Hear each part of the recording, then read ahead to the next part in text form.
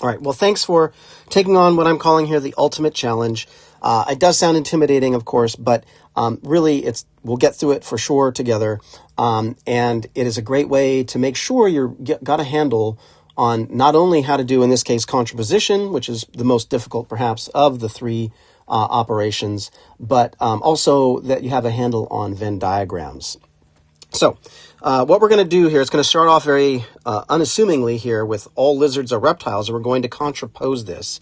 Now remember, what I said before was that I really recommend that you take this in 2 steps. And so the first step, not by any means the finished product here, would be to simply do conversion on it. That is, flip the... Okay, that was really messy. We'll try that again. Flip the subject and predicate. So all reptiles are lizards, right? And then after that, all we need to do is take the term complement of each of these terms. And so the term complement of reptiles would be non-reptiles, and the term complement of lizards would be non-lizards, right? And so we can see that here on the next slide. We end up with all non-reptiles are non-lizards. And so here, and really that hopefully isn't too bad, but the challenge comes when we're going to try and do Venn diagrams for each of these. And so let's do all lizards are reptiles. So L on the left, R on the right. And so it starts off, it's not that bad, right? All is the quantifier. All means we're going to shade. And we need to force any lizards that there may be in this universe into the middle area. That is, they have to be reptiles, right? So that initial statement just looks like that, pretty standard A statement. The challenge, and in fact, we might call it the ultimate challenge, comes here when we need to diagram the contraposition of that initial statement. Let's make sure we're starting it correctly. However, we have L on the left, R on the right, so we can compare these two statements. And so we're going to have to do all non-reptiles are non-lizards. Now, if this quantifier was no, this would be quite a bit easier, right? Because then we know we would shade wherever the two terms overlap, but it's not, it's all. And so to get a handle on how to diagram this, let's at least find where the non-reptiles are. And so here are the reptiles on the right-hand side. So the non-reptiles, as we've been doing here, are outside that circle, right? And so those are the non-reptiles. And so what we're saying here in this sentence is every single one of these things, these non-reptiles, is a non-lizard. Now, even saying it like that doesn't necessarily tell you, oh yeah, it has to look like this. But let's make this a little bit more concrete. The red dots here represent non-reptiles. There's a non-reptile, right?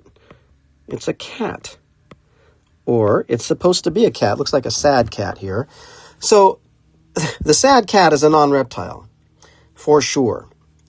That non-reptile, according to the statement here in the lower left-hand corner, has got to be a non-lizard. Look at this sad cat. It kind of looks like it's headed this way, right? Toward this circle here, which represents lizards, right? It looks like it's headed for this area here. But the statement says all non-reptiles, like the sad cat, have to be non-lizards, so we had better make sure this sad cat cannot become a lizard. How do we do that? How do we make sure it can't get in there? Why, of course, we shade that area in. Because when we shade it in, we're saying there's nothing in there. It prevents anything from getting in there. The sad cat cannot enter it.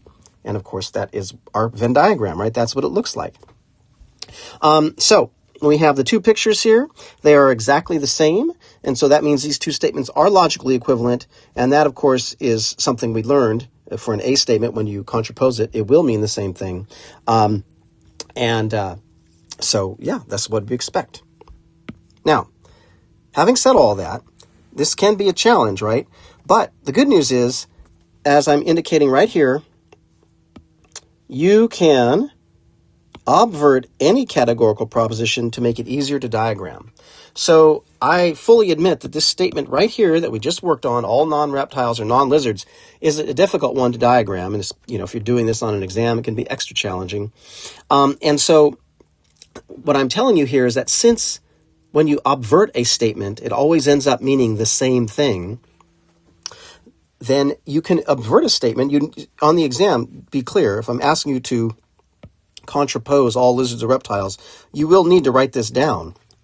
But if then you struggle with doing the Venn diagram for that, you can invert that statement, and you know whatever picture you're going to get from that will end up being the same thing. So just to practice subversion here, right, and see what I'm talking about, hopefully, let's go ahead and invert this challenging statement, all non-reptiles are non-lizards.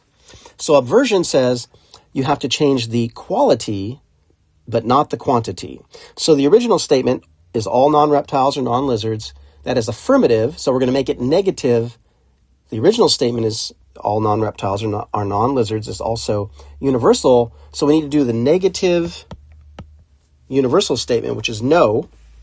And then we have non-reptiles, because when you do obversion, you don't mess with the subject term at all. No non-reptiles are. Now here, when you're doing obversion, you get to replace the predicate term with its term complement, which is really nice in this case, because instead of non-lizards, you're going to be able to write down lizards. So, to be clear, all non-reptiles or non-lizards means the same thing as no non-reptiles are lizards by obversion, right? Whenever you obvert a statement, it ends up meaning the same thing.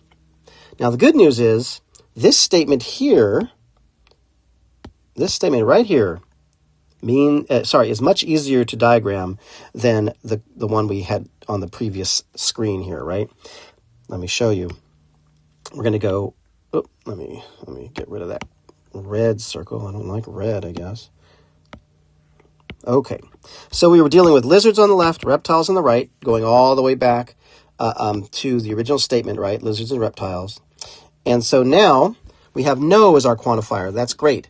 We're going to shade where, what? Where the non-reptiles overlap the lizards. Where are the non-reptiles? Here they are. Those are easy to find. Where do they overlap the lizards? Right there. And so I'm going to shade that in, because no means you shade where the two terms overlap, and that's where they overlap, and there you go. And of course, that looks like the same Venn diagram we had on the previous screen, which is what we'd expect. So that's another trick here.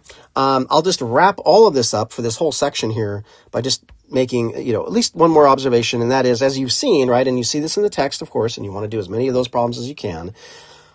When you're using Venn diagrams, again, just to get a fresh Venn diagram here, right, we know this divides the entire universe up into 4 areas, and you always mark one of those 4 areas with either an X or shading. That's always the case for these Venn diagrams. You will never have a picture where you have an X and shading. You don't mark it with 2 things, only one marking. You're going to put an X in one of those 4 areas, or you're going to put shading in one of those 4 areas, and that's it. Okay, so you can know that, and so if you find yourself trying to do something different than that, you know that something's going awry, right? And you need to just kind of check on that, okay? But otherwise, I think you should be, if you've gone through all these videos and taken on this ultimate challenge, you should be ready to do Venn diagrams to your heart's content on that first exam. All right, thanks.